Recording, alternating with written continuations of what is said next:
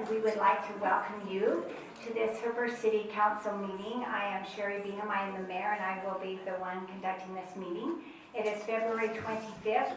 We apologize, we have all of our chairs out that we have, and so if you didn't get a chair, we are sorry, but that is the chairs that we have. We are going to go ahead and start our meeting with a Pledge of Allegiance from Councilmember Hill and then a reverence from Councilmember Bowers.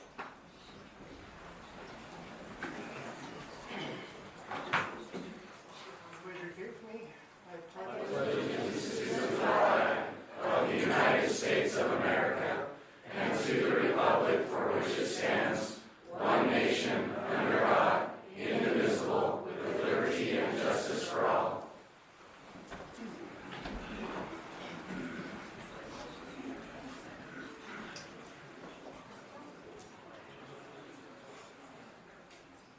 Our Heavenly Father, we're always grateful to come before Thee, to give thanks unto Thee for the many blessings that Thou hast given us throughout our lives. We're grateful to be able to meet in such a place as we are this afternoon, and to be able to enjoy the freedoms and the blessings that come with being able to be in a community, in an area, in a country where it allows for choice. And we're so grateful to be able to live in such an area as this community is that we live in, and for the blessing it is to be able to come before Thee and just always be grateful for all that Thou hast given us. And we say this in the name of Jesus Christ. Amen. Thank you. We want to acknowledge Debbie Maragoni, our other city council member that had surgery yesterday, so she will be joining us by Zoom. We also want to welcome all of the news media and outlets that are here with us tonight. And I just want to say, as an announcement, this year is our 100th year for Hooper Tomato Days.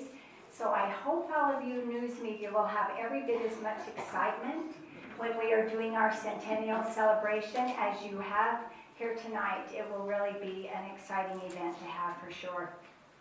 Okay, so we are going to go ahead and start, and I just wanted to do just a few housekeeping things to begin with.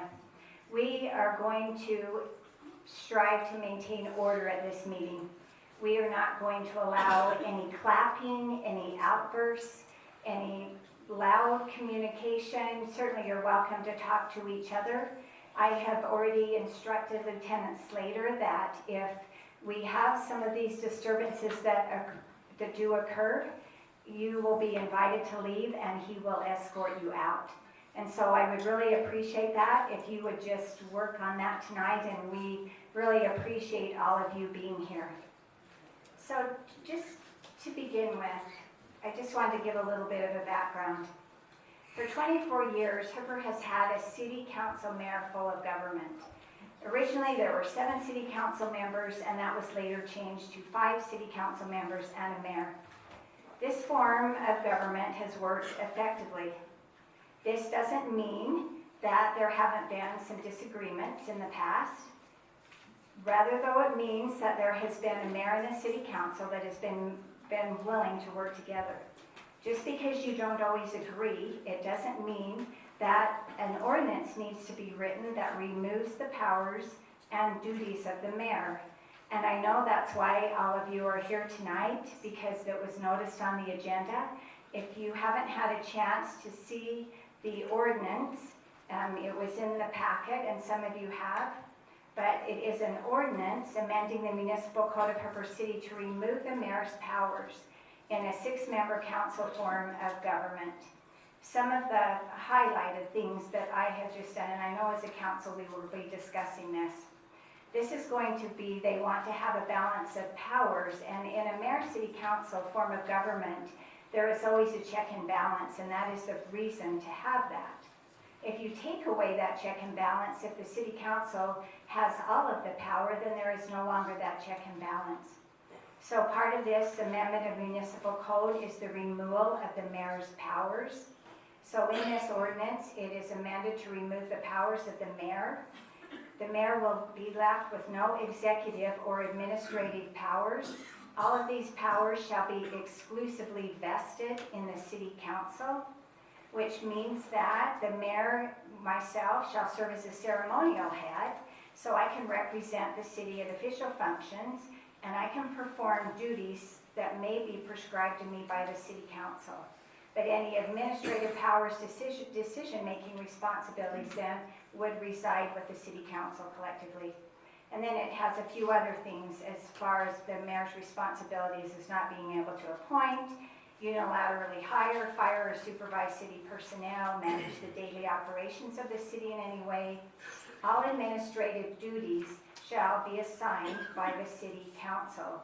And any of the powers of the mayor then shall be revised to reflect the removal of such powers.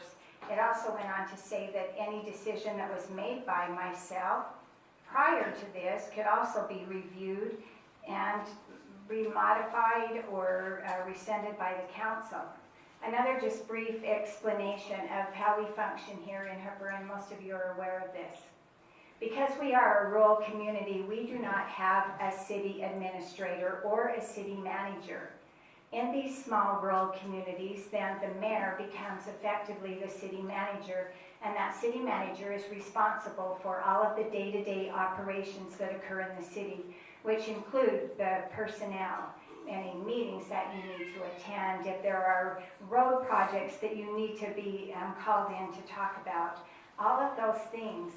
Because of that, through the direction of the Utah League of Cities and Towns, Wasatch Front Regional Council, they have organized a program that is actually called the LAA, which is a Local Administrator Assistant. And so they have actually provided some information that I thought was really helpful tonight, because they went through, and when any time a change like this is happening in a city, it is as they said, it is something that should never be taken lightly, that there are considerations that need to be made before these powers are changed. And they said if functions are shifted away from a mayor, who will assume the functions set forth in at least the Utah State Code in order to avoid a disruption in municipal functions? And then it goes on and talks about the mayor's role. And again, it says that if you remove the mayor or delegate because we don't have a city manager, then who continues to do these functions? They talked about personnel oversight, budget and fiscal management, as far as other microtransactions. That does not, from saying this, remove any of the authority that the city council has. That's why we are considered a 6-member city council. And with that then, there is, like I mentioned, check and balances. They said before there is a change in this allocation, it's important, and they actually stress this, that we have a transition plan in place, which includes establishing a detailed ordinance outlining the allocation of responsibilities, defining new administrative roles and responsibilities, updating municipal policies and procedure manuals, ensuring a public communication strategy to inform residents of governance changes, and training council members and staff on new administrative procedures. So this was just their conclusion. The decision to alter administrative executive authority is significant and requires careful consideration of legal, operational, and community impacts. The legislative body should ensure that any changes enhance government efficiency, maintain accountability, and reflect the desires and expectations of the community. And so I just wanted to start with that, and I know there will be discussion from the City Council, and I appreciate your input and any discussion that you have regarding any of these issues. I'll go ahead. Yes, it is a drastic measure, and with significant, consequences. This is a decision none of us took lightly at all. I mean, it is serious, and you can tell by the public.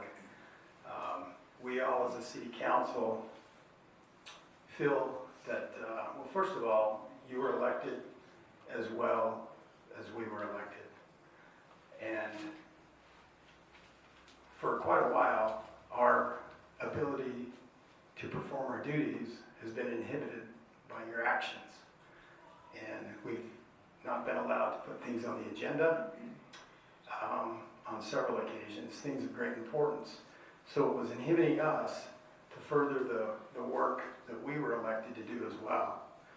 So if it takes an action to get to this point where, hey, we're serious too, we're part of the city, then so be it. So that's why we're here. We don't have any vendettas against the mayor. We just want to do our job as well. We have been stonewalled several times, and it's documented in public meetings. So that's where I'm coming from. It's like that there's a frustration level that has exceeded acceptance. I mean, I look at this, you're the CEO of Hooper. We'll acknowledge that. I feel we're the board of directors, and who do we answer to? We answer to our stockholders. So we have a say as well. If their will and their concerns aren't being met, then we need to address that. It's not just one person, it's all of us, and I've been begging for months that we could get along and function well. It's not just one person, it's all of us. And that's documented. If you want to look at the videos of our past meetings, I begged that we could work together. I think Hooper deserves better than this. And a lot of you don't agree with me or don't like me, that's okay. I'm here, I chose to be here. And you can say what you want about me, but I am for sure 100% always going to stand up for what's right. And there were things that were violated that were breaking ordinances. And in my mind, that's not acceptable. And so here we are. Okay, thank you. Just a comment with that. I agree that there needs to be a common genuine consideration for each other, and I feel like that there needs to be better communication, and I certainly agree with that. My way of doing things, I would sooner just have it be something that is communicated, that we sit down together and we say, this is an issue I feel like that needs to be worked on. There are things, certainly as a new mayor, that I have been working on. As far as putting things on the agendas, I have tried to be considerate of the city council's requests. I know there was one that was asked for that I had actually discussed with this at the time with our legal counsel as far as some of the planning commission, and we felt like this maybe was something that was better addressed in a planning commission meeting.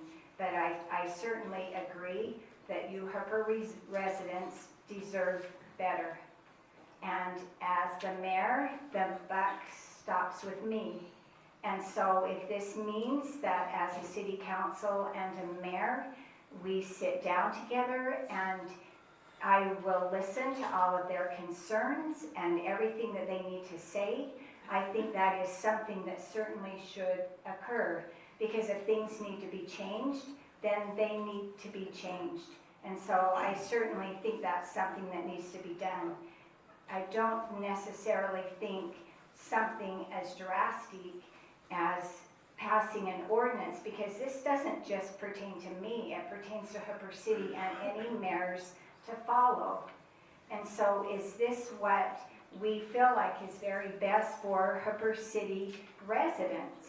Do we feel like they're coming on, then we do not want to have a mayor that has any kind of authority and power. We want all of that to just simply be delegated between the city council members. And so I think this is something that certainly needs to be discussed. Other comments from city council members? Sure, I'll make a few comments. I have the same feelings that Councilman Wilcox expressed. It seems like that whenever we have a meeting or we have a pre-council meeting, we we never have any input as council members. It's like we listen to the direction that you're going to take us in, but we never have any input on that. And if I could use some things specifically, even if the hiring of employees, for example, generally that would be something, you know, that the mayor would do, but if it takes a budget item, then the council is responsible for the budget. We've had several employees that have been hired, and I don't think one of those positions was ever reviewed with the council. And it's not that they're not good people. I mean, every one of them, I think, are doing a great job, but they were positions that we've never had before. And my point in saying that is that they didn't really replace anyone that left. It was just a new position, but the position that was vacated was still left empty. So I think when it comes to, especially when it comes to the budget, that is something that I've been real concerned about. And we went for, from June to November, and we never had any budget information brought to the council. So we didn't know what expenditures were being made, and that includes those that I've just talked about. And I think that's a critical part of the city, you know, to know where our money's being spent. And I was a little concerned, you know, when we had our audit, and we were each given a form that we could fill out if we had any concerns. And I filled out that I had 3 concerns, and I really thought that someone would have either called or wondered, you know, what my concern was, or explain a little bit more about it. I never had any type of telephone call. I never had anyone wonder, like, you know, to explain more about the concerns I had. One of them being that we just hadn't had any financials brought to the council in several months. And so that bothered me, you know, that no one ever really reached out, or I wasn't sure why we even received that notice to fill out when it really didn't go anywhere. And so I think the budget is one of my biggest concerns. Like, where are we really with our budget? Okay, thank you. I will address a couple of those. As far as that survey that you filled out, I think our auditor just took those, and that is by an independent auditing firm. And I haven't seen those either, because I also expressed something, and I never did ever hear back from them. So as far as that, I don't know. As far as our financials, and all of you hopefully will be looking in the packets, but the financials should come out every month. There is always a period of time, as it's been explained to me, when they get from the end of one fiscal year, and we're starting a new fiscal year, that it takes some time for them to go through all of those, because then they're starting, they call it the budget prep. So sometimes we do go a few months, but that is certainly something that I can address with our treasurer and make sure that we have those every month. Again, that isn't something that I prepare. That is something that is prepared by our treasurer of Hooper City, and so that certainly is something. As far as the hiring of employees, and I want to explain this a little bit, because I think we have done some really incredible things this year. So we have had, yes, some changes in some of our personnel. The city used to have a city engineer who did an excellent job. But based on the size of our city, we do not have all of the software that is required for a city engineer to properly do their position. So even though we had a city engineer, we also had to contract, which we currently do with an outside engineering firm that does everything else.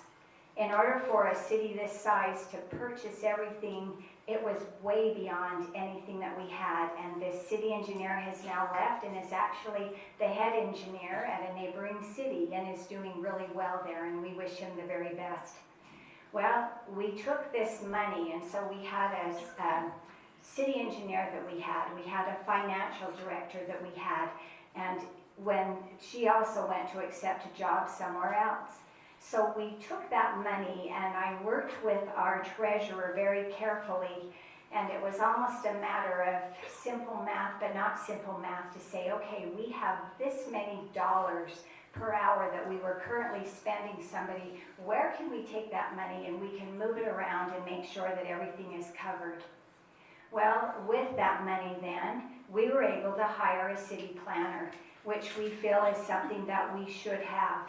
With all of the growth and all of the changes that could possibly be coming to Hooper, we feel that is just a necessity that should be, is we have a city planner, and that is a position. We did then end up hiring a deputy city recorder. That was one position, but again, that was with money that was already allocated in the budget that allows someone else to be able to come in if our recorder is not here, that can function if we need something that needs to be posted on our website or on the city or on the state websites. We have someone else that is able to do that. Part of the Can I just money. have one question? In all of that dialogue, who is the we?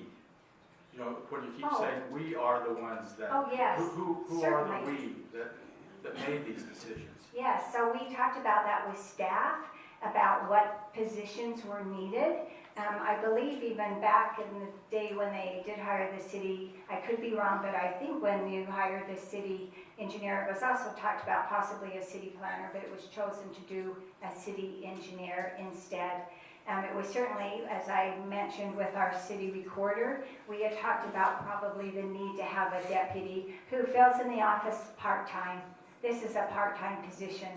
We hired someone to be our financial clerk, and that was instead of being our financial manager.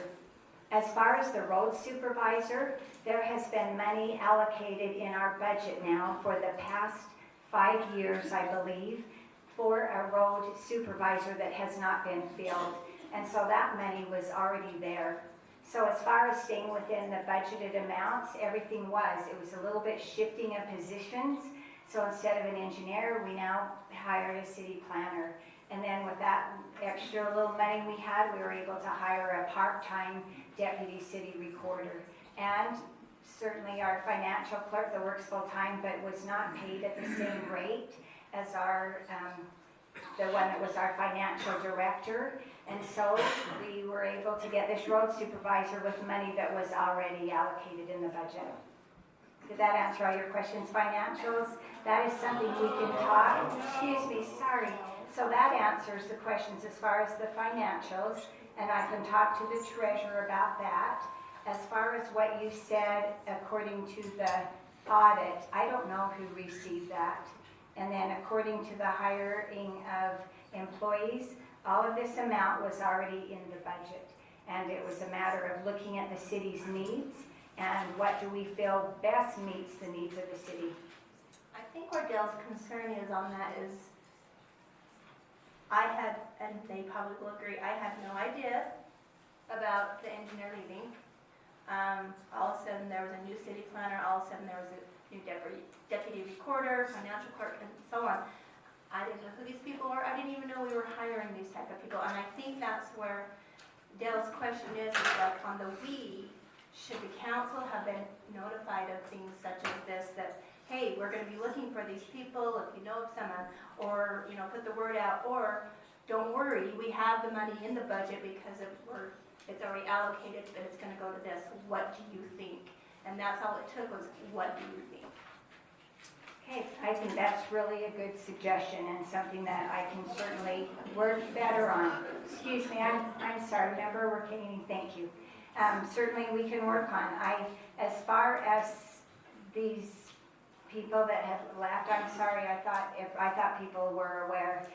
They had gone, it's been brought up a few times about some of the employees, and I thought we had, so if we didn't discuss that, I apologize. I thought that was some knowledge that people knew. But rest assured, all of this was always allocated in the budget. This was not a matter of saying we don't have money in the budget. Where are we going to find this budget money from? It's a matter of we had a financial director. She left. We hired utility clerk, and I think it goes without saying, a utility clerk does not make the same amount of money as a financial director. I'm really sorry, Malcolm, but a city planner does not make the same amount of money as a city engineer. And as I mentioned, the road supervisor was already there, and the deputy, she is a part-time. And that was in a meeting, and she was sworn in with that position. Okay, I have just another question, and this pertains to our legal service, our attorneys that have been here in the city. We've worked with them for a long time. One of them has been here right from the beginning that we became a city, 25 years. And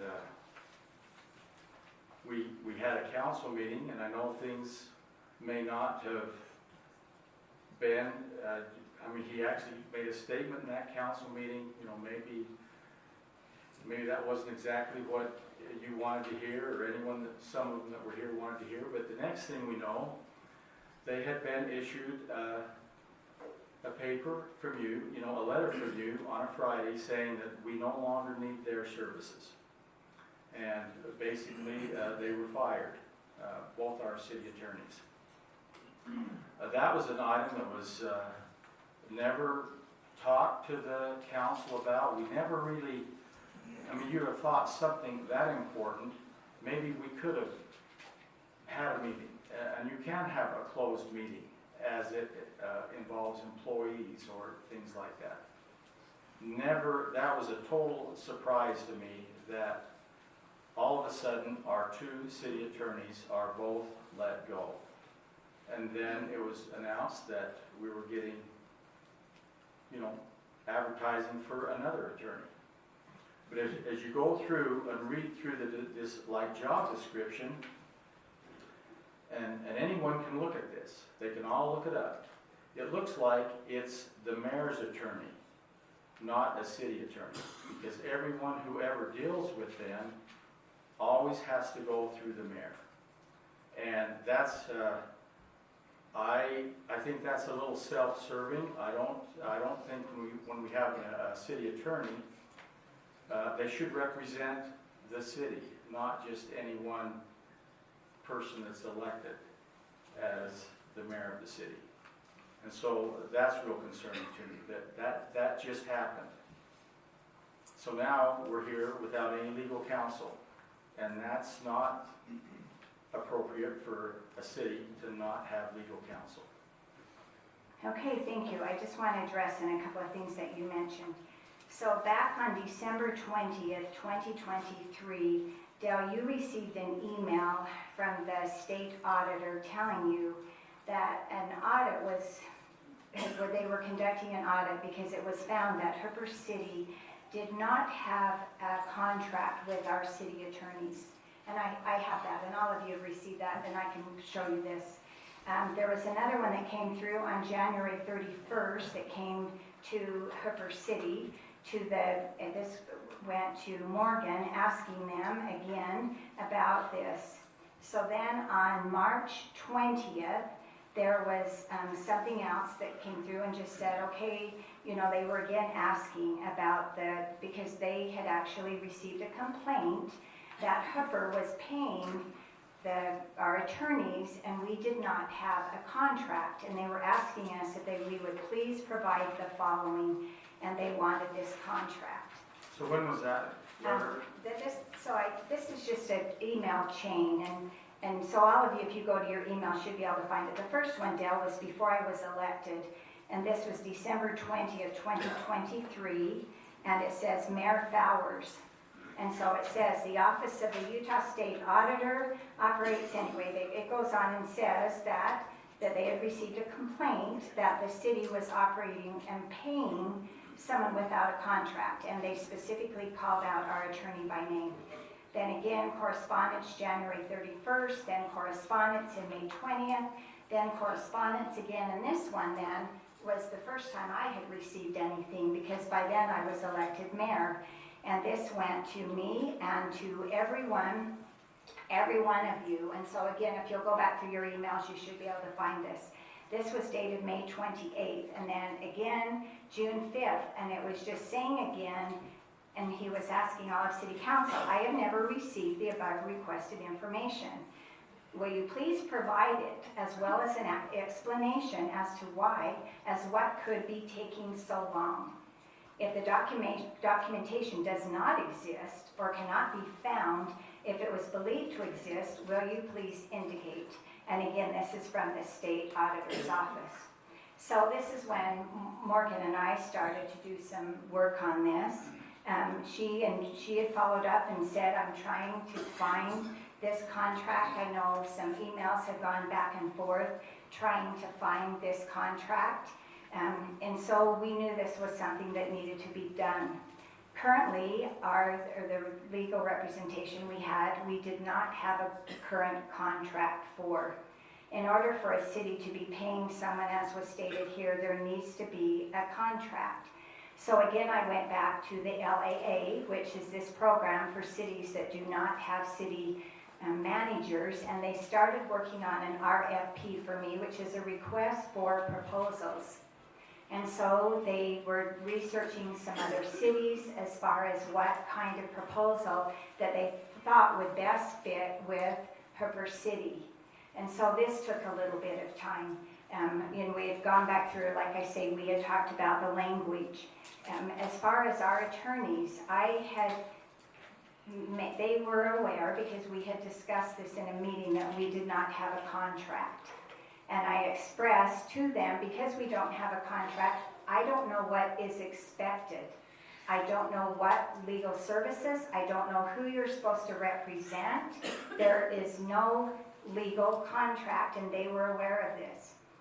When I received this back from Madison, who is our LAA, she's our advisor, I did let our attorneys know. I sent them an email stating the fact that we were doing an RFP, which is a request for proposals, and it goes on our website. There's also a state website that it has to be posted on. Because we no longer had this contract, and I knew it was something that we needed to have, I had told them, so you are correct. I did notify them, because of the lack of contract, their services would no longer be utilized. Prior to that, I had spoke to other attorneys. So one thing about, you have to have specific dates. And so the date for on the RFPs is March 5th for all of those proposals to be submitted. And by March 20th, those will be voted on by City Council. As far as the language of the RFP, this was standard language with one exception that I will explain, which you brought up. There has been a little bit of concern, and I think, Councilmember Fowers, you can appreciate this, that being the steward over the taxpayer money means we are responsible for the budget. And at times, there were multiple people that would contact our city attorney. Not that that's not agreeable, but somehow, when sometimes it is hard to budget that, knowing exactly who is going to be contacting and how many of those contacts there would be. And I remember this even happening previously, as there was before I was even mayor, because I worked here in the office, this issue coming up of who could contact the mayor and who couldn't. Because I was one of those employees sitting there and heard the conversation of who should be contacting the mayor. One thing in the RFP, which I did specifically put in, certainly not to eliminate any of city council, but to somehow have some kind of control over the situation as far as how expenses were being utilized. Did that mean anybody at any given time could call our legal counsel? Does that mean any resident, any city council member, any planning commission member, any staff member? How do we be able to control that so we know what to budget for? And so that was language, and I don't remember the exact verbiage. It was either under the administration of the mayor, under the discretion of the mayor. I don't have that pulled up right in front of me.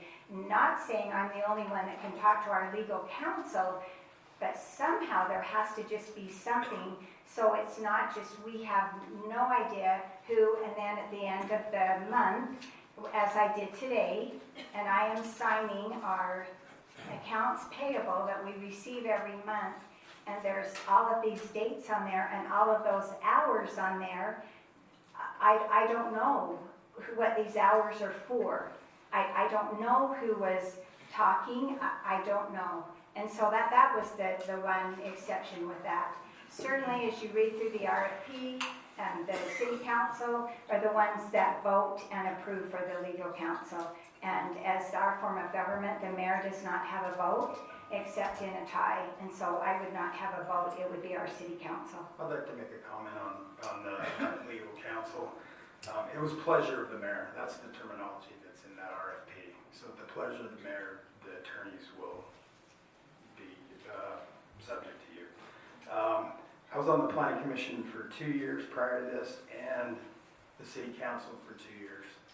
And not one time did I contact the attorney. Not one time. Since starting in January of last year, yes, I reached out to him because there was conflicting messages being sent, and we need clarification. And they were coming from you, and we needed clarification. And it's like, hey, did you guys say this? This is what the mayor's saying. Did you say? And we found out that it's not true. So we did have to reach out. And once again, we should have the ability to do that because we need to fulfill our role as well. It's not just the mayor. We are a council, like I've tried to express multiple times. There's 6 of us, and it's a council for a reason. And so I just want to make that clear. Yes, I've contacted the attorney, but for a very, very good cause, for clarification on my behalf and the other council members' behalf. Okay. Just one thing about the language of pleasure of the mayor, was something that was in there. That was not anything that I added. One of my favorite shows, Blue Bloods, and it's always at the pleasure of the mayor. That's one of the terms that they use, so I didn't even realize, but that certainly is something that could be removed. That was in the language that was given to us when we received it. Okay, can I ask, because I don't know the whole process of getting the contract and such, but if the emails came last May and June 24, shouldn't there have been a contract?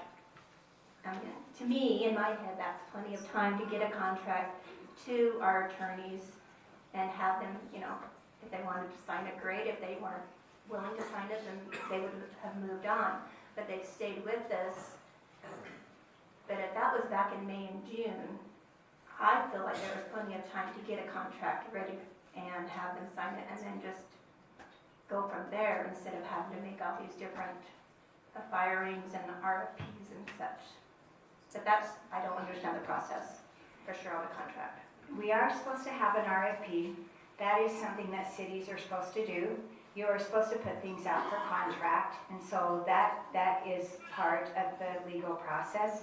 Yes, I agree. This did take way too many months for us to try to figure out, is there a contract, there isn't a contract. Part of this was record keeping, going through trying to figure out if we did have a contract, if we didn't have a contract. So yes, I agree. That certainly was plenty of time. As of the RFP, it's a request for proposals. They certainly can bid on our contract again. And so that is something that is done in cities all the time. I have a question. I don't remember the council being involved in the process of talking about the contracts. And I would think that would have been something that was very important in discussing it with the city prior to making such a decision of firing them. I believe that for our money, they are very reasonable and they have the experience. They've been with Hooper City since the beginning, and they have helped orchestrate all of our ordinances and things of that such in the legal manner, and they know our city inside and out. And I think it's foolish to throw away such experience. I have the utmost respect for our attorneys. They have helped me a lot this past year, and so I don't think any of this has to do with the character or the expertise or the knowledge of our attorneys. I think it was a matter of something that we should have done. We were way past due on doing this, and so I think this is a proper procedure that we had talked about. And I say we, I say in the office, because as we were trying to find this contract and reaching back and forth to see if we had one, if there was one, so yes, I have the utmost respect for our legal counsel that has been there. All I would like to have is, we just have a need for attorneys that just provide unbiased legal counsel. That's all we want. Not somebody that is siding with anybody on either side, just somebody that is there just to provide unbiased legal counsel, and that's what I feel like is necessary for the city. So I'd just like to ask you about that. Do you feel that that was not happening? An unbiased counsel to you, like, I mean, what if they didn't agree with what you wanted to do? What is that? What do you? I don't expect people to always agree with me. In fact, it's not anything that ever I expect. As everyone is aware, maybe not everyone in this room, but a lot of people in this room, we have had some differences as far as mayor and city council. We have had different mayors that have different opinions, different mayors that possibly do other things. I, at times, have felt like, even as you mentioned, Bryce, as far as there being one thing told to somebody and someone else maybe told to someone else. All I always wanted was just legal advice, not a personal opinion, not it could maybe be debated two ways. What I wanted was legal advice. Is this what needs to happen? Not you like me, you like the past mayor better. You were thinking, why are you the mayor now and we used to have a different mayor? I didn't want any of that. All I want is someone that just says legally, this is what the city needs to do. Plain and simple. I don't expect you to agree with me, and if you don't agree with me, just say, I don't agree with that, but I think legally this is what it should be. And again, Bryce, as you said, sometimes I felt like this had happened on some instances, that I would be told one thing, and then we might be sitting up here at a city council meeting, and maybe this wasn't a legal advice, maybe it was a recommendation. Well, we recommend this, or best practice is this. Well, so I'm thinking best practice, this is what we should do. Well, was that legally what we should do? Best practice for Hooper? Is that a recommendation of the situation now? What I really want and expect and hope even in the near future and any time in the far future is that we are just given unbiased legal advice. It doesn't matter who I am. It doesn't matter who any city council members are. If this is how it's supposed to be, this is what it needs to be. No deviant based on feelings or maybe past history with anybody else. So what if they did give you legal counsel, but you didn't agree with it? What if they said, this is something you shouldn't do, because legally you didn't have the authority to do it? So what would you do in that case? So I think I know what you're referring to, and okay, again, we're going to keep it in control. I feel like I always followed legal counsel. I know you're referring to a specific ordinance, and we were not going to be taking care of that ordinance at that time. It was something else.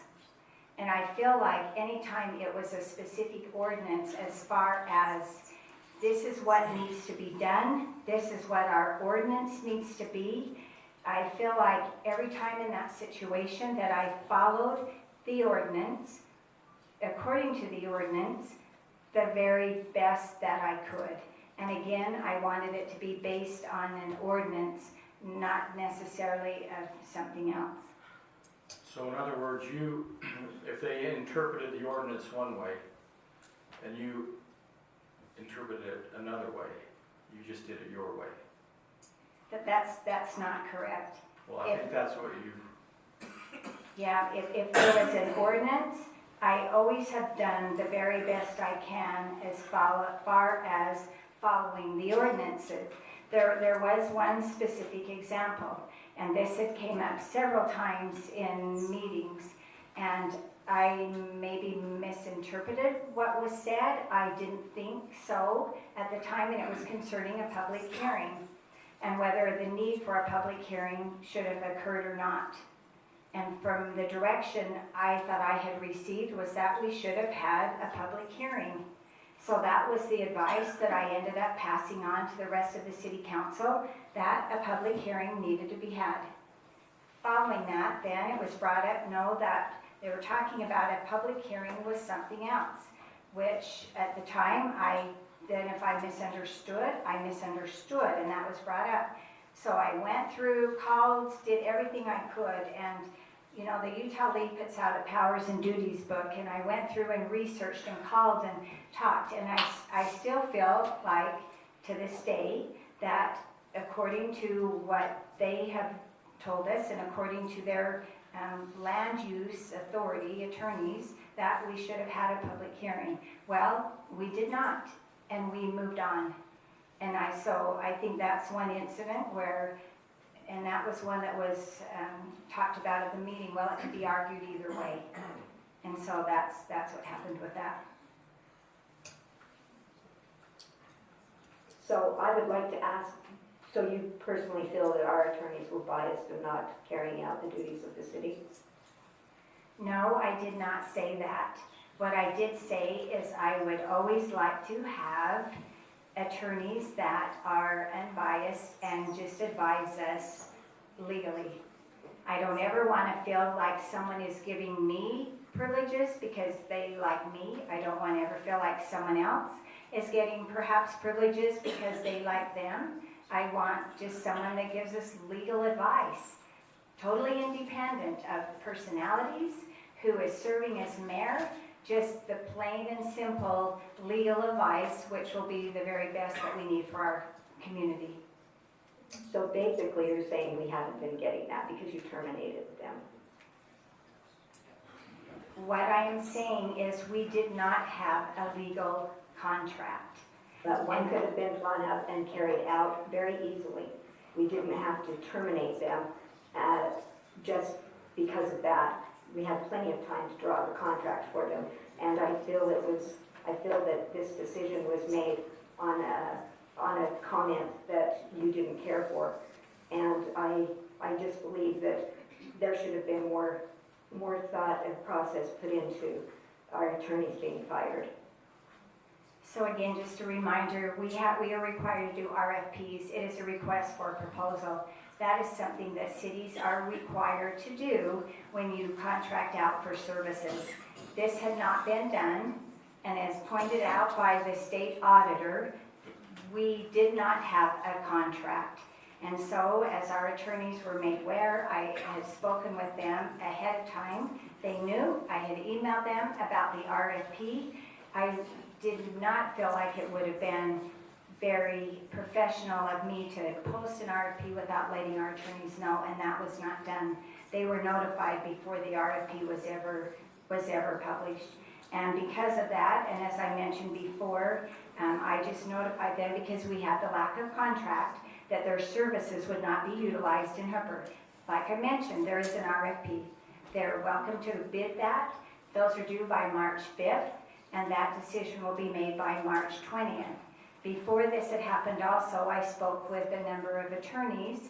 I did not want to leave the city without having an attorney. There are attorneys that will be willing to fill in for an interim period, but that would have to be decided by the council. And so there would be a matter of that date until the 20th when a new one would be voted upon.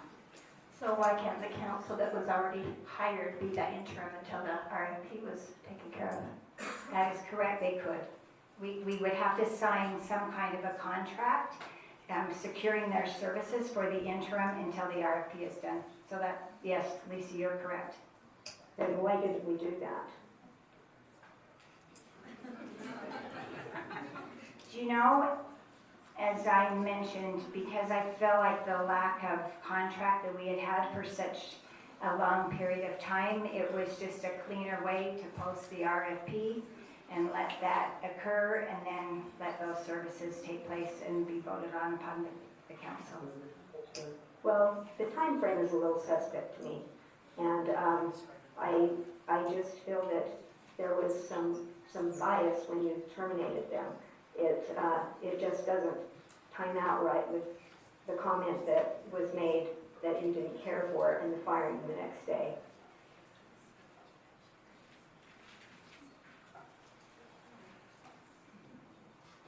So we're driving a really expensive car with no insurance, is basically what we're doing. Well, currently, we have a matter of until March 20th. At any given time, as early as tomorrow, we could enter into an interim contract with an attorney. So, yes, if you want to use that analogy, we have been a matter of 2 working days without someone. But we can, as a council, you can enter into an interim contract with an attorney. Well, I say that we do that and get it done quickly. It is like being without insurance, and the city can't run with this type of situation. And I think that should have been thought out prior to just terminating them. That there should have been thought about an interim one if that's the way you wanted to go. It just does not seem that it was done correctly. I personally like our legal representation we have, that they're very outstanding men, they're well respected, they have an incredible resume, and they've done a great job. And like was noted, Reed hasn't raised his rates for 25 years, since day one. That kind of tells you what kind of man he is. Yes, I mentioned I have the utmost respect for them. Again, I'm sorry. Please.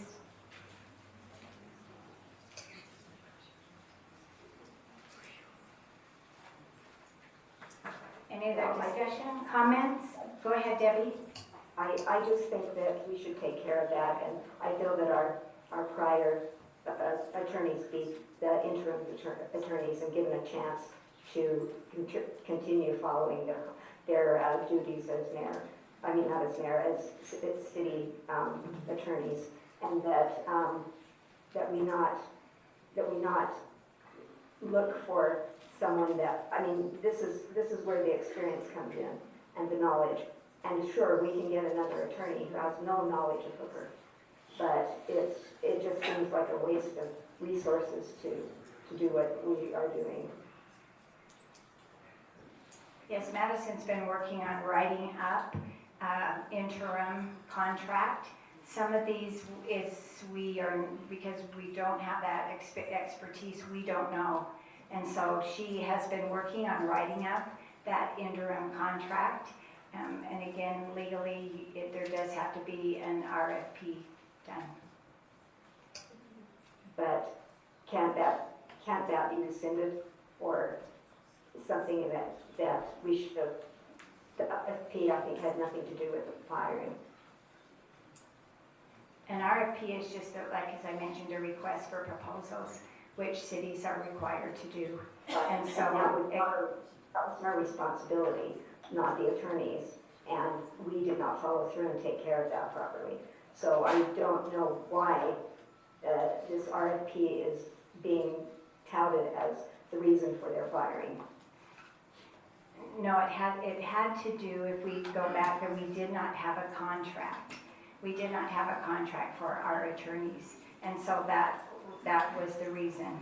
And so they were made aware of that. They probably should have, I'm assuming, already knew that. And so that was the reason for that. We did not have a contract. And you're right, council, we should have taken care of this a long time ago. I don't know how it was allowed to go on for years and years without a contract. I I don't know why that occurred. Well, I think that we should take care of this matter as soon as possible. I feel that we have been represented for a very fair and decent price, and that we have received excellent services from their company. And I was just shocked, to be honest with you, that letter was sent to them. It just blew me away. And I feel that most of the city council members are of the same agreement. So the next steps that happen then is, like I mentioned, Madison is working on an interim contract. As soon as we have that will be reviewed with city council to ensure that that is done correctly. The RFP, all proposals are due March 5th, and after those come in, then there will be an interview process. That will be up to the city council as far as voting and deciding on our new council or retaining the same council. Can I ask why they were terminated and not retained as an interim while we took care of this? Okay, again, we did not have a contract with them, and I had put out for an RFP, and so that is the reason. And in the meantime, we were in the process of getting an interim done. You know, when you find out that something is done incorrectly, hopefully you correct it. And so instead of just continuing to do things incorrectly, hopefully as a government entity, we correct that. And that was this process of trying to correct that. Right, but it does leave us without council. Ultimately. That just doesn't make sense to me. I'm sorry that we could have an interim thing with them prior to the termination. So let me address an entirely different issue if I can. First of all, I want to just thank the residents for their passion. I can't tell you, I think my phone needs a new SIM card because the texts and the calls and everything I got today are just unbelievable. And I apologize I wasn't able to personally answer all of you just for lack of time today. But thank you for your passion. Thank you for your interest in this. Wouldn't it be fun to have city council meetings that have this many people come to them? Thank you for your interest in what's going on in the city. It tells me that we have people that are concerned, as I am as well. I just want to address something, maybe it's off topic, I don't know, but it's been on my mind for a long time. And I always like to analyze the root cause of things, why things happen. I mean, there's a root cause for why we're all here tonight. And 15 months ago or so, we had an election. And during that election, we knew that there was going to be an outgoing mayor and an incoming mayor. And there were some family relationships involving this outgoing and incoming mayor. We all saw the beginnings of a division during the election 15 months ago. The way signs were posted, the way things were talked about, the way meetings were held here, the way accusations were made, the way people treated others, on and on and on. There was things done during that election that created a division. There was polarization that happened, and many of you probably saw it. And this division has never existed before in Upper City. I've lived here since I was 5 years old, and I've never seen the division quite as bad as it is right now. And I'm not pointing fingers, and I'm not saying it's anybody's direct fault, but what I saw personally, and as a person running for office for the third term last November, was a division I've never felt and seen before as long as I've lived here. And that division originated from Sherry and Dale's family. I mean, it is what it is. That's the division that's crept into our community because of what's going on in one family. It saddens me for their family. I don't know how you could ever get over the things that have transpired in their family, how you can fix that. But I ask both of them and their families, they're all here tonight, to do everything in your power to fix it. You know, and not only that, but stop it. Stop the backbiting, the division, the polarization. It's become a cancer in our community. It's put neighbor against neighbor, friend against friend, brother against brother. And it continues still today. That's why we're all here tonight. It's the root cause of what's going on in our city tonight.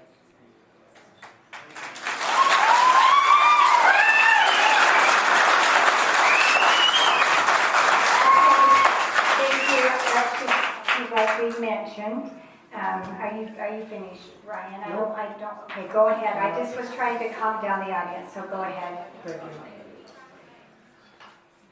So, what do you do? You know, what do you do in a situation like this? And I've tried to analyze in my head. You know, Sherry's come over to my office several times and sat down with me and says, Ryan, what do we do? What do I do to fix this? And we've had lengthy conversations on how to fix this and what to do. And we've come to the conclusion that there needs to be some dialogue, whether it's a closed door meeting amongst the council and the mayor, whether it's a mediator that we bring in to iron out the issues that have spilled over into Hooper City, whether it's whatever tools we have in our toolbox, we need to pull them out right now more than ever and fix the issues that have spilled over into every person's home in Hooper City. It's sad, it's ridiculous, I mean, you've seen me, I've sat here right here before, and Sherry's here and Dale's here, and the argument starts, and I back up my chair and I let it happen. You know, I'm going, come on, we're better than this. But as a council, we feel that Sherry's, or the mayor's decisions are almost based on a retaliatory basis towards your brother. And as a council, we can't do that anymore. We can't keep going in that direction. Sherry and Dale, I apologize because I love you both. But something's got to get fixed. And I would recommend that we sit in a closed door meeting and hash this out till the cows come home. Whatever it takes, you know. I would recommend, you know, on a different plane, it's amazing that 90% of our population, of our public people, didn't know the issues pertaining to this meeting tonight. You know, there's social media that drives me crazy, and there's so many half-truths and accusations and things that are posted all over social media. And what are we doing? We're just attacking people. Again, we're creating a division on social media in our community. This division has become a chasm. It's this big now. I don't know if you see it, but I see it. And we've got to fix it. And so my solutions were either we iron this out, starting with your family, and then iron out the corrections that need to be made in the city, or both of you need to resign.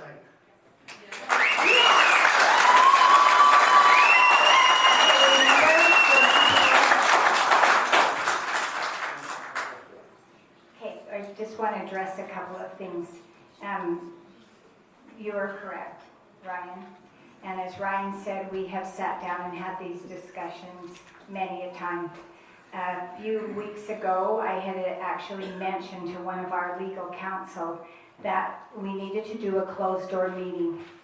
And I said, I will sit there and not say anything. and I will take the fiery darts if it will make the situation be better. And then at the end of the meeting, then if I can say, all right, are we done? Let's move on. And I was told by our legal counsel, I don't think we are to that point yet. I think we are to that point. Based on the agenda for tonight and all of you being here, we are to this point.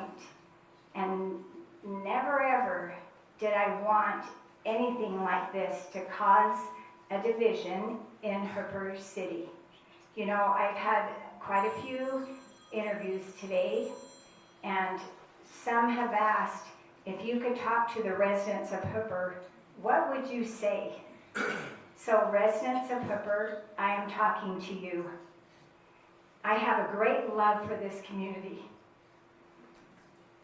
Based on a history of living here, of ancestors that lived here and developed this community. Back as early as I can remember, I was involved in Hooper City. Back in 2005, I started doing community events for the city as a volunteer. And when you are the party planner, everybody likes you. There's nothing really to disagree with you about. When I made the decision to run for mayor, it was never ever on my bucket list. It was never ever anything that I had intended on doing. It was based on a few reasons. One of those being, as I mentioned, my love for Hooper, but I felt like maybe there were some things that I had that I could add that could be beneficial in Hooper. Maybe there were some things that I had witnessed that I thought maybe could be changed. And that was my reason for running for mayor.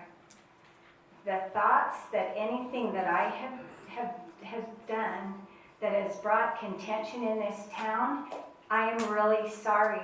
That was never ever my intent, ever. Because why would something that I love so much ever be anything that I would want to hurt? And so I agree with you, Ryan, and as we've talked about it, I said we need to have this meeting. We need to have a closed door meeting, because that's what it would be when you're talking about someone. And I even mentioned our legal counsel, and when you do a closed door meeting, talk about me.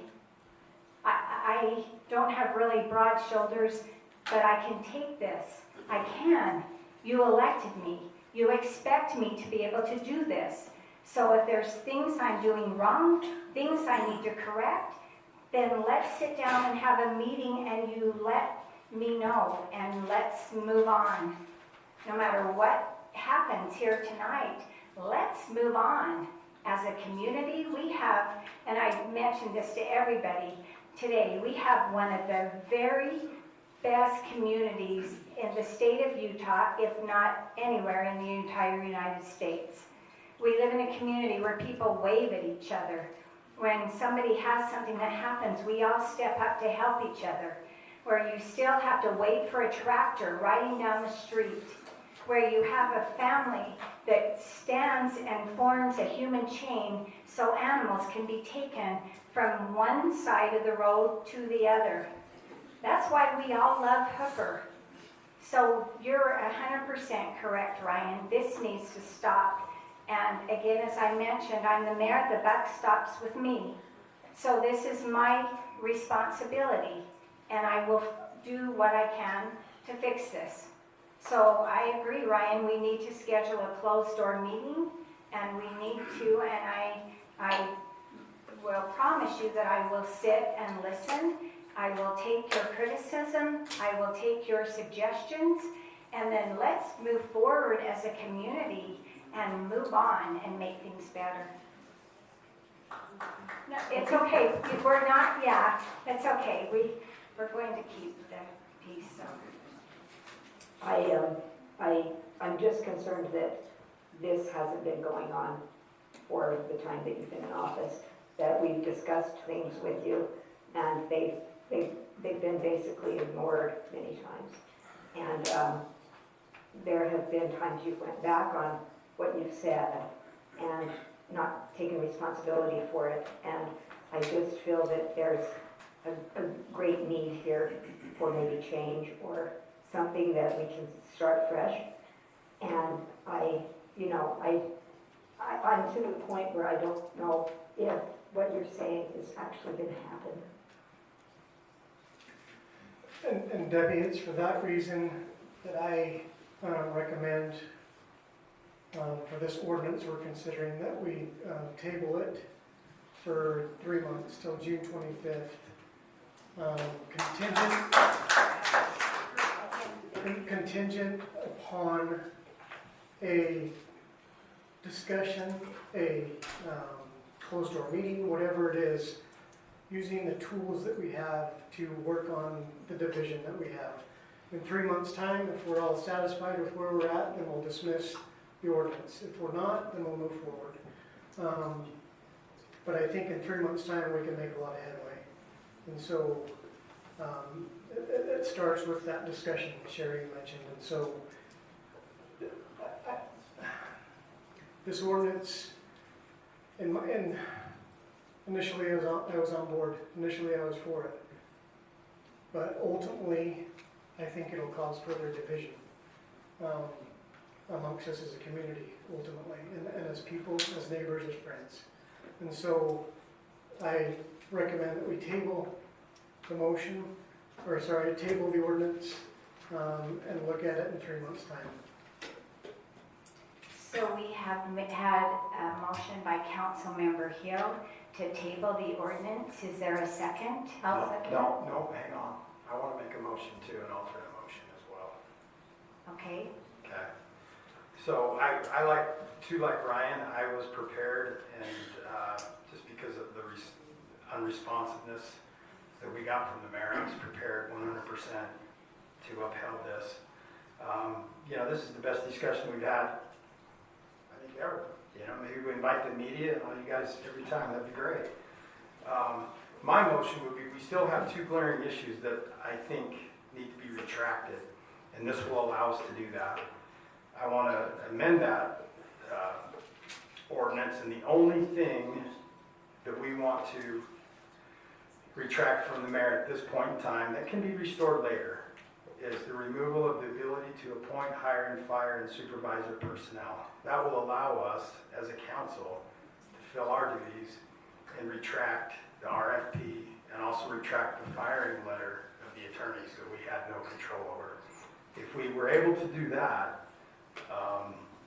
we can continue on, and then in 3 months we come back and look at it and see how things were. But I think being unrepresentative without council is a dangerous place to be in, and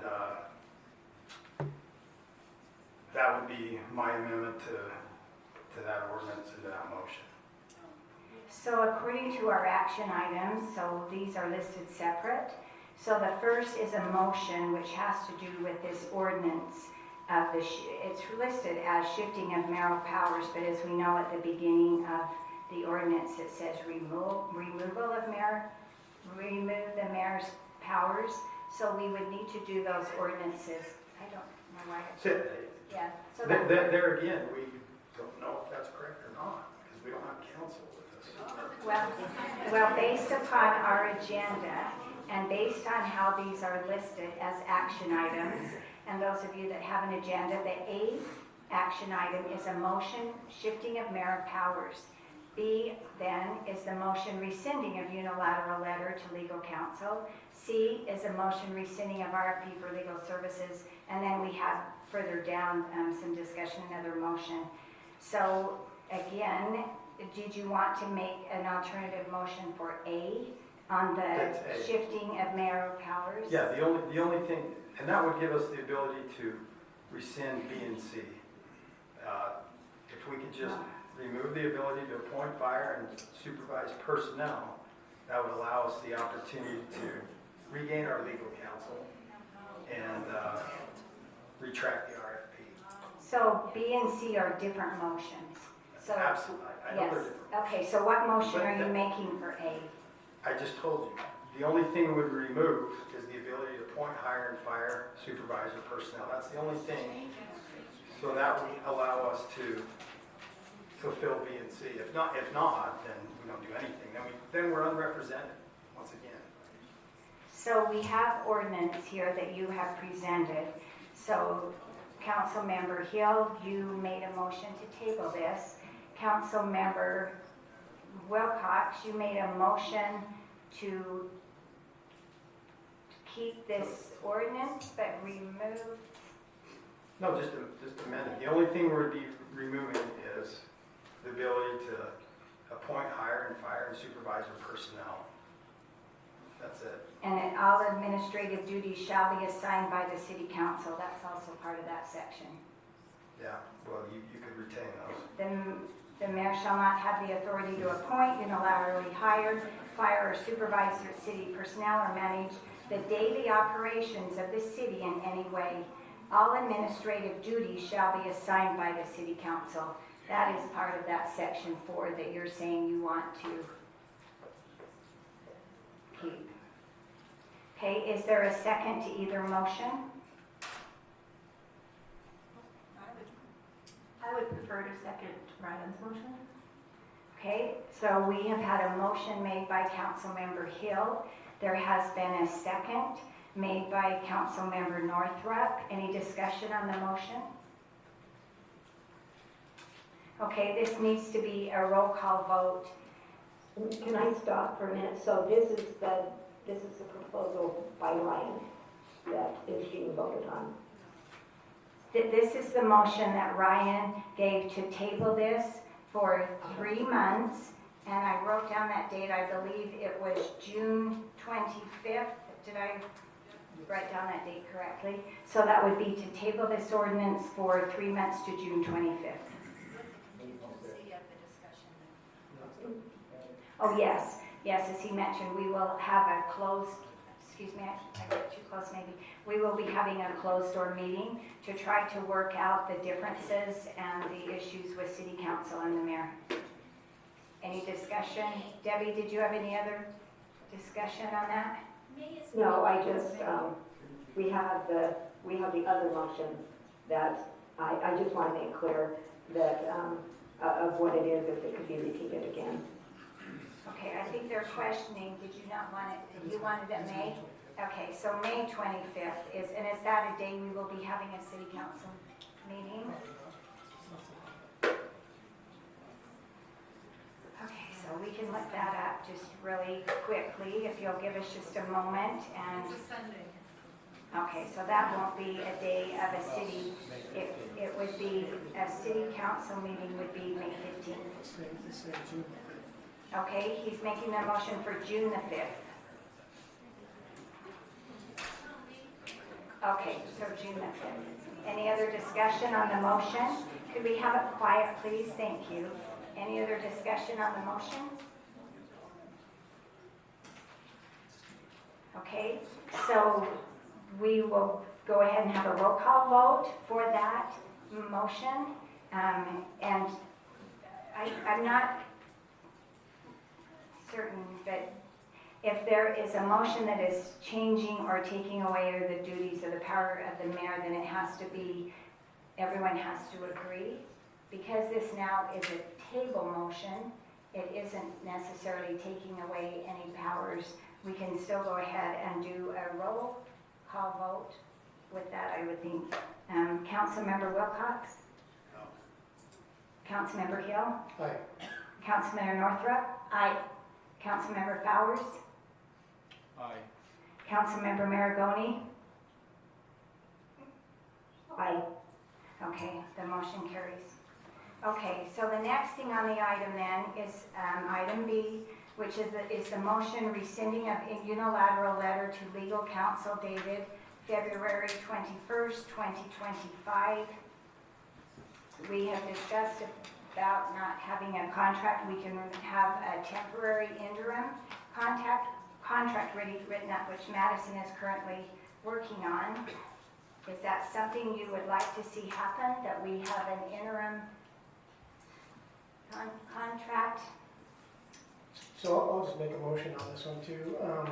I'd make a motion that we rescind the unilateral letter to legal counsel Reed and Brandon Richards, dated February 21st, 2025, with an apology to both of them, as well as to make them the interim legal counsel effective immediately until we can draft the RFP that we're all happy with and agree with at such time that we'll take RFP applicants.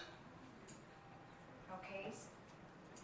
So the motion was made by Councilmember Hill. Is there a second? I'll second. Second was made by Councilmember Wilcox. Any discussion on the motion? Okay, all in favor? Aye. Aye. Aye. Any opposed? Okay, motion carries. The next one then is a motion rescinding of RFP for legal services. Is there discussion or a motion to be made on that? I'll make that motion as well. I make a motion that we rescind the current RFP for legal services, and in our meeting with council and mayor, that we edit that RFP so all 6 of us are in agreement, and then repost it. Okay, a motion has been made by Councilmember Hill. Is there a second? Oh. Did you think, okay, second was made by Councilmember Maragoni. Is there any discussion on the motion? All in favor? Aye. Aye. Any opposed? Motion carries. Okay, the next items then are discussion of motion planning commission issues. These are some things that we have talked about in previous meetings, where we have talked about whether these are things that should be decided by the planning commission rather than having oversight or overreach by the city council. I feel like all of these things, as far as the selection of terms, and the commission chair, vice chair, agenda additional meetings, all these should be under the direction of the planning commission themselves. A little bit of just notification for our residents that are here. Planning commission members are different than city council meetings. Planning commission meetings are ones that are set generally by necessity. So for instance, if a resident comes in that's applying for a subdivision or for a conditional use permit, those are reviewed by our city planner, and those items are placed on the agenda. So that has been my thoughts all along, that this should be under the direction of the planning commission. So back in January, the council motioned that the council, well, some background. We decided that with the impending legislation from the state in reference to our residential developments, the planning commission would take on a greater role in approving and reviewing those subdivisions. And so the council felt like we would like to go from a 5 to 7 member council. We went ahead and did that. During the course of that motion, we discussed the staggering of the planning commission, because currently we're appointing 3 and then 2 and then 4 and who knows. It's not consistent by any means right now. And so in that motion we talked about a method of staggering, and what we came up with was the 5 new planning commission members that have been appointed this year would all receive either one person would get a 1-year term, 2 people would get a 3-year term, and 2 people would get a 4-year term, because we already have 2 that have a 2-year term.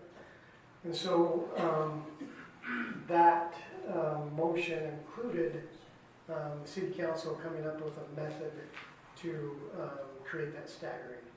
And so we felt like tonight we'd like to take care of that staggering, those selection of terms by anonymous ballot. And so on this ballot, I got all the 5 new planning commission members. We just simply need to write in a 1, a 3, a 3, a 4, and a 4 next to each person's name. And we'll have Morgan compile those votes and present that information at the next planning commission meeting. So, I know we talked about this once before with Debbie not being here. I don't know if Debbie wants to text those responses to you, Morgan, and you can go ahead and fill out her ballot. Debbie, are you agreeable to that?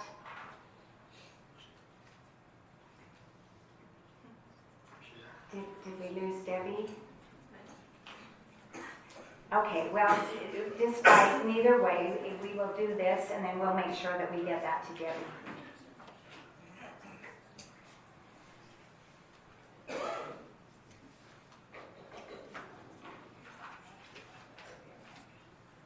Okay, so that will be taken care of.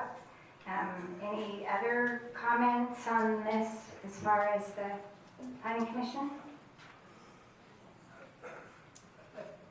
I think you're right, Mayor, as far as number 2, reorganization of commission chair and vice chair. That's completely up to the planning commission on if they want to do that or not. They can have that discussion in their meeting and decide. We don't need to be deciding that for them. As far as the process and the additional meetings, I think the process, we were just encouraging the agenda process to allow 2 or more commission members to recommend anything for the agenda, not just have it come from the mayor or the staff, and give them the ability to even create their own agenda because they are a separate entity from the council. As far as the additional meetings, we've talked about that before. They only meet once a month on the second Thursday of the month. We would also recommend that they be given the ability to call additional meetings if so needed, based on themselves. I think add to that the agenda process. I mean, I think we ought to recommend that the chair and vice chair should be the ones that control that. With Malcolm, of course, of what the workload would be. Is this something as far as the agenda you want to do by ordinance, or will this just be a recommendation to planning commission that they, again, with Malcolm and the chair and the vice chair as far as agenda and additional meetings? I think at some point we need to do an ordinance just so there's clarity. I think we probably ought to work on that. Okay. But at this point, we just give them some advice and some guidelines to use for their next meeting, and then we can work on that. Okay, I think all of that sounds really good. Okay, I don't really see then that there was a motion that necessarily needs to be made with that because we went ahead and did this, and these are other items are going to be under the planning commission chair. Okay, now we are to the point of citizen comments, and I know you've been here for a while. What is always on our agendas, which are also on our planning commission agendas, there is residents will be allotted 3 minutes to come up and express a concern that has not been on the agenda. If you will please state your name, and if you will please pay attention to Morgan. She has the signs that she will hold up that will give you a clear indication of when your time is to stop, and at that time I will remind you if you haven't stopped. Thank you. I'll be rather short. My name's John McDonald. I'm at 4730 South, 6300 West. And mine are real big problems. Not really. My question is the parks, lovely parks, I love it. I love that you guys let, like, the football kids come. Every time I drive by and see a park and it's full of kids playing in grass, it makes me really happy because some cities are so stingy with it. I'm just proud of you guys for, yeah, you're good. I'm just proud of you guys for allowing that to happen. That's a really important thing, and it really feels like community when there's soccer teams and football teams and baseball teams, and the commitment that you made to the basketball area over there. Loved it was covered. But I would like to wonder why we have barbed wire. I know in the 80s the president came and visited, and I probably had to have the barbed wire, but it would be really cool if we could get rid of the barbed wire, maybe. That might be something. Now, maybe there's a reason you guys are all in love with it, and that's fine, but when I drive by, I think, the park, man. Why do we need barbed wire? And, you know, maybe some of us could get together and help you take it down. Maybe we get cut and you'd be worried about us suing you. But anyway, having said that, the other thing I want to say is also about the pickleball court. 4600 is kind of a major segue, and I would love to see a way for kids on bikes to get across, what is it, 5900, as they go over from sort of this side of Hooper with like a children's crossing. I know they've got one down by Hooper L, right, where you push a button and the lights flash and then all the cars can stop and then you can toggle across. And so yeah, that was the other thing I thought. It'd be really nice to have something like that, because as our city gets bigger and busier and more traffic goes up and down that road, it's probably at least a collector or a major thoroughfare, right? And they're going a high rate of speed. I think it might not be a horrible idea to protect children crossing in that section. We haven't had anything bad happen, but I always think, man, this is a scary road for little kids to cross. Anyway, that's all I got. Can I ask a quick clarification? So which road, are you meaning 5900 west? Yeah, so 5600 or 4600 south, Okay. and like 5900 west, that busy road that goes up and down there that goes right by the elementary school. It's a busy road, and up that far where all the kids are going over to like play at the rec and stuff, it'd be easier for them to get across Okay, at younger ages. thank you. That's it.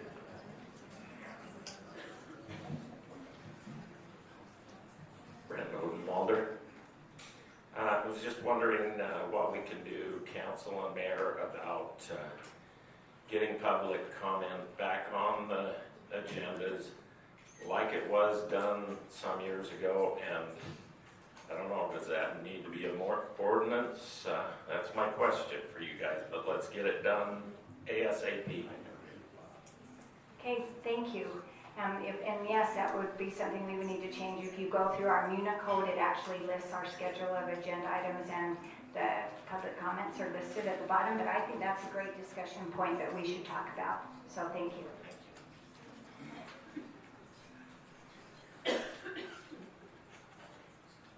Is there anybody else that wanted to make a public comment?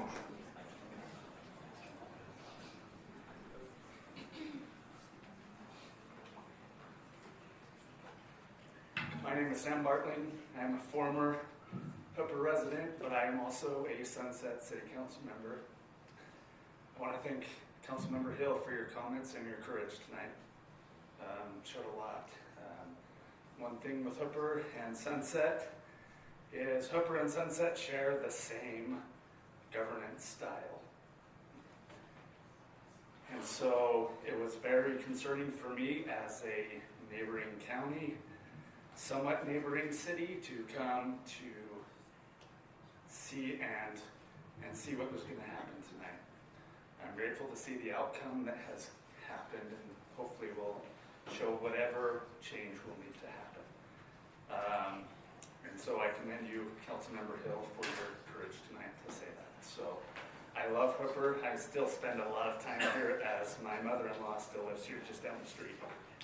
So Hooper is a dear place to me. So I am grateful to see how many people are here tonight too, because we struggle with the same thing of people coming to our council meetings. The only recommendation that I would have as well is, in regards to the public comment, is letting that be at the beginning of the meeting. We do that as well.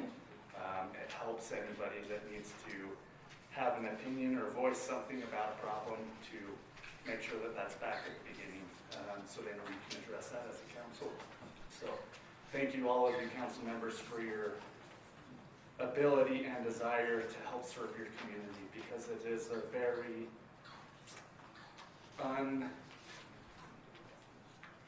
unthankful job. People don't really realize how hard it really is to do what you're doing. So I want to thank you all for what you do, and that's all that I have tonight. So thank you. Thank you. Are there any other public comments?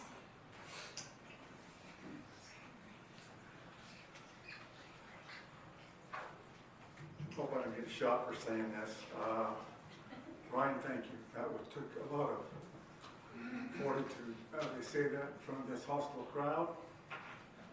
I've known, oh, I'm sorry, Brad Buse, 5666 West 4000 South in Hooper.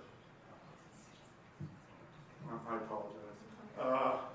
I've known Dylan Sharing my whole life, and I want to be the first to invite them and their spouses out to dinner when this meeting's done, and get this thing put to rest, and let's all love one another, forgive one another, and move forward as a family and as a city. Thank you. Thank you, Brad.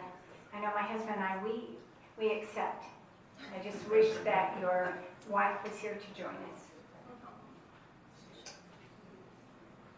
I'm much smaller than Brad. My name is Kristen Craig. I am at 5646 4000 South and Brad's neighbor.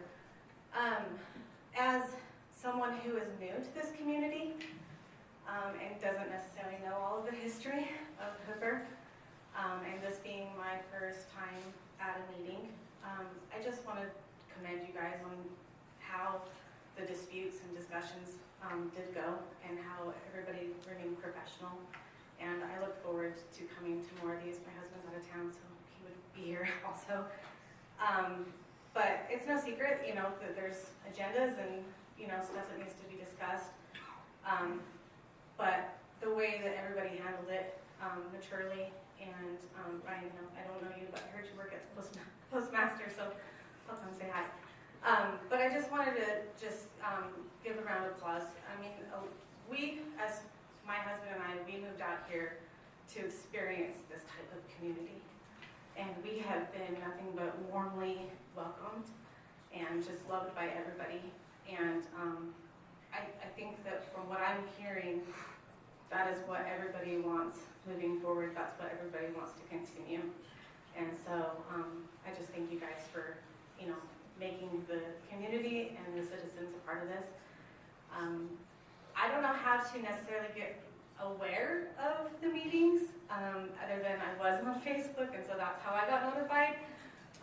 Definitely that social media generation. So where do you guys post that stuff so that I could, as somebody who's new to the community, could find that information?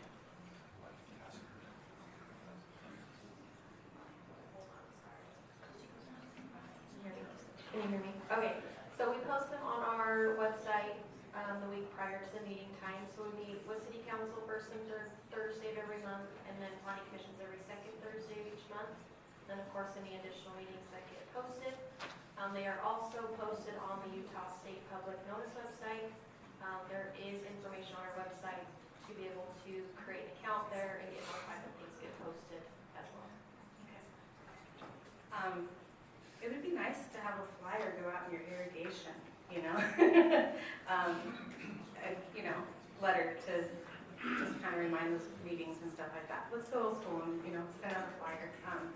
But no, I do also want to just recommend the public comment. I think it's great to be able to have everybody involved. Thank you. I think that is something we could start putting on our utility bills. We are a separate entity from irrigation, but I'm going to write that down. That was a great comment. I like a little bit of my testimony. My name is Tina Conway.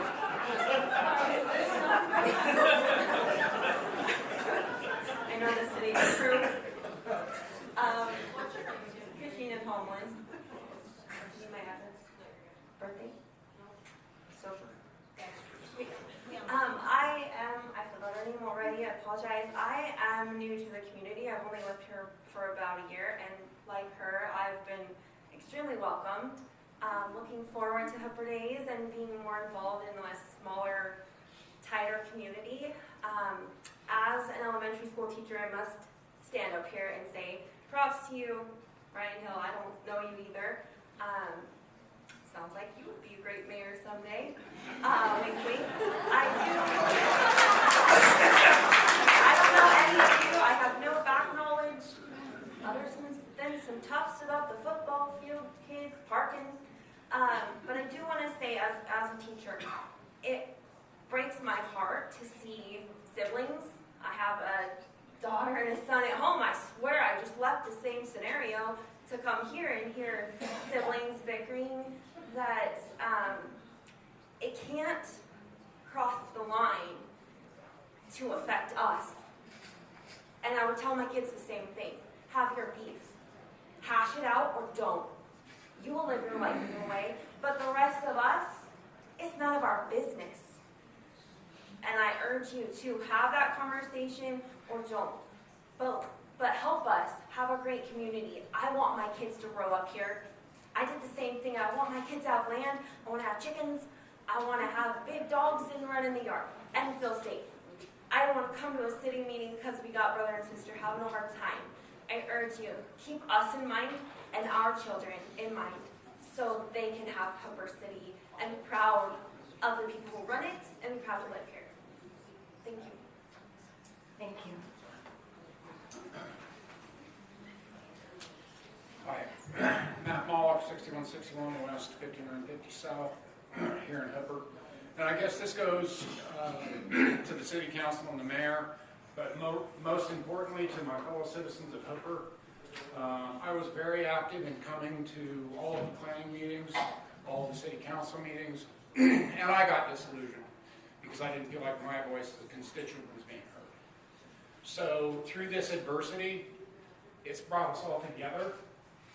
And I think we can bring our passion for this community more often so we can come together and have our voices heard as a community and get something really great out of what's going on right now. So I will do my best to attend more meetings, and I hope to see more of you more often. Okay, thank you. Then we need to purchase more chairs, don't we? That's what we need to do, so everyone has a chair. Any other comments? Okay.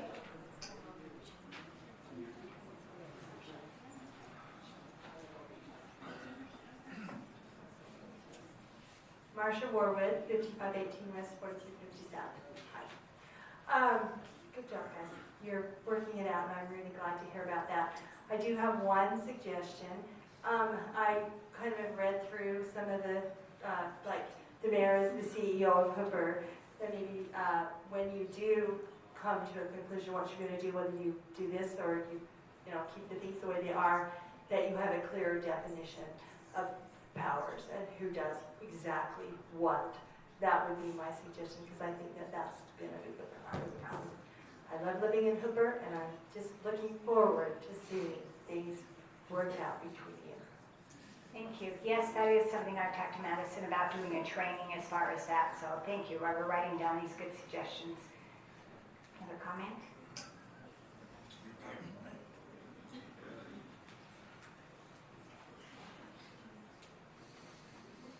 My name is Lori Charlotte, and I'll spell that for you, SHARBUTT-Wilcox, and I live at 4569 South, 6700 West.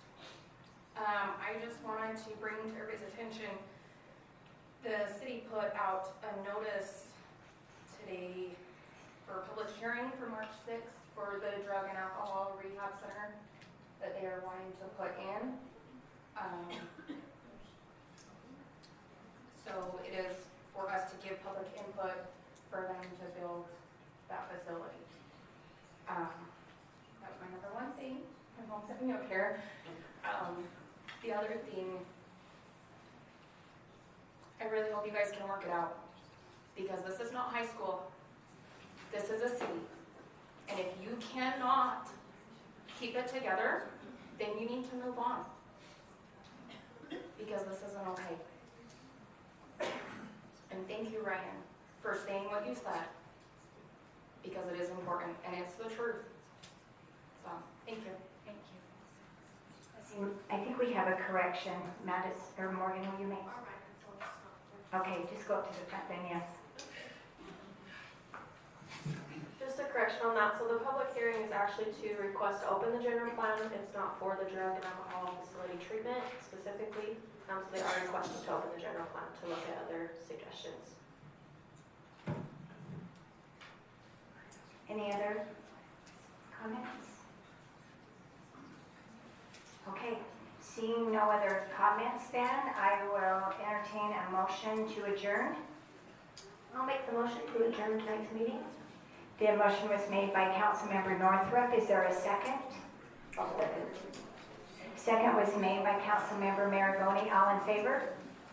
Aye.